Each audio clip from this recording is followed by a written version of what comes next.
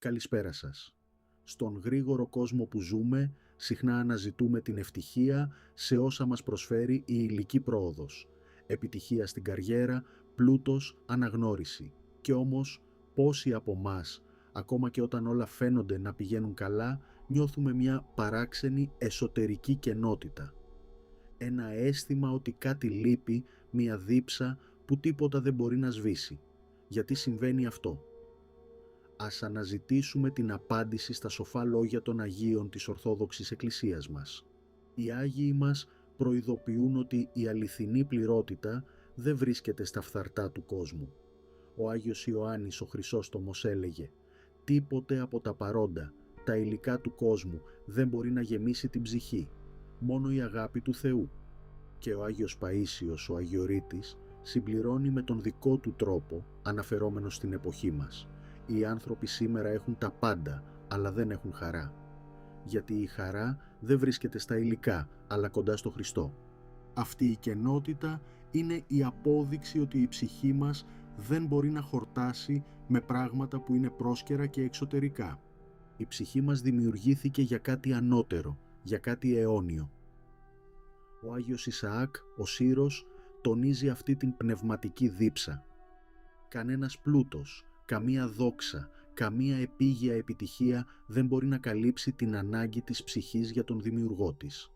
Όπως είπε και ο Άγιος Πορφύριος ο Καυσοκαλυβίτης, η ψυχή μας είναι πλασμένη για το Θεό και μόνο Αυτός μπορεί να τη γεμίσει πραγματικά. Συχνά, στην προσπάθειά μας να γίνουμε αυτάρκης και επιτυχημένοι, απομακρυνόμαστε από την πηγή της αληθινής ζωής. Ο Άγιος Σιλουανός, ο Αθωνίτης, μας διδάσκει. Όταν βασιζόμαστε μόνο στις δικές μας δυνάμεις και επιδιώκουμε την προσωπική μας δόξα, τότε το κενό μεγαλώνει. Οι πατέρες της ερήμου μας υπενθυμίζουν ότι η αληθινή δύναμη και πληρότητα έρχονται από την ταπείνωση και την εξάρτηση από τον Θεό. Αυτή η απομόνωση από τον Θεό είναι η ρίζα της εσωτερικής μας κενότητας. Πώς μπορούμε λοιπόν να γεμίσουμε αυτό το κενό? Οι Άγιοι μας δίνουν το δρόμο. Ο Άγιος Σεραφείμ του Σαρόφ μας καλεί. Η απόκτηση του Αγίου Πνεύματος γίνεται μέσα από την προσευχή, την μετάνοια, την τήρηση των εντολών του Θεού και την αγάπη προς τον πλησίον. Ο Άγιος Πορφύριος συμβουλεύει. Η καθημερινή πνευματική άσκηση, η συμμετοχή στα μυστήρια της Εκκλησίας και η ζωντανή σχέση με τον Θεό είναι αυτά που γεμίζουν την ψυχή μας. Όταν η ψυχή γεμίσει με τη χάρη του Θεού, η κενότητα εξαφανίζεται και αντικαθίσταται από μια βαθιά αληθινή χαρά και ειρήνη. Ο Άγιος Ιωάννης της Κρονστάνδης εξηγεί «Αυτή η χαρά δεν εξαρτάται από τις εξωτερικές συνθήκες. Είναι μια εσωτερική κατάσταση που παραμένει ακόμα και μέσα στις δυσκολίες». Ο Όσιος Παΐσιος έλεγε χαρακτηριστικά